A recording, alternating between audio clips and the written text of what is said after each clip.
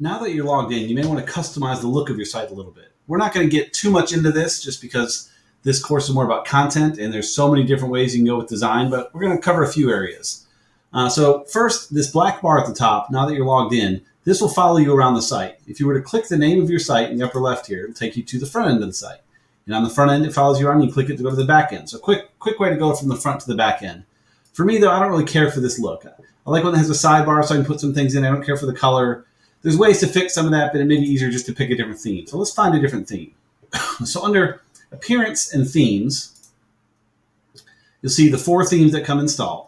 Now, you can go purchase a theme. We like using themes from a company called StudioPress, but there's tons of places to get great themes. The key is to find themes that are what I like to call dumb and pretty. We want themes that look great and have the colors you want, the layout you want, all that stuff for sure, but not themes that have a lot of features built in. That'll cause more issues when time comes to change themes later and things break. And you want a theme that just looks good and will add all the functionality through plugins in a few sessions from now. So let's find a good theme. Again, you could buy a theme and install it here, perfectly fine. Let's just find a free theme for now that works a little bit better. So if we click Add New, it'll take us to the theme library, and you can spend a lot of time going through all these. But I know there's one down here called Informative Blogs, kind of a generic name, but we can check out the preview of it. It looks pretty good.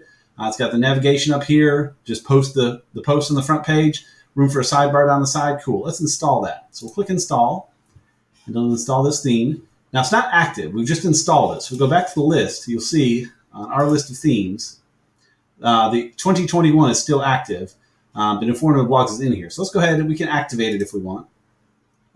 And now it's active. And now, again, if we click at the top up here, it shows our site. We can click here to go back.